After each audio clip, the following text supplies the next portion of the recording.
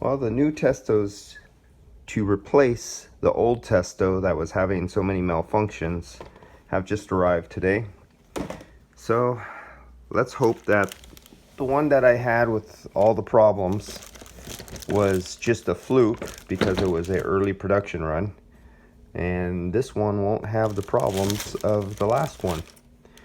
And so I'll start this guy up and we'll see what happens, and we'll put this through a test and see that I don't have a software problem with the refrigerant updating, locking up the screen and locking up the phone. The other problem was you just tap or bounce the Testo a little bit and it would completely shut off, close down, and reboot.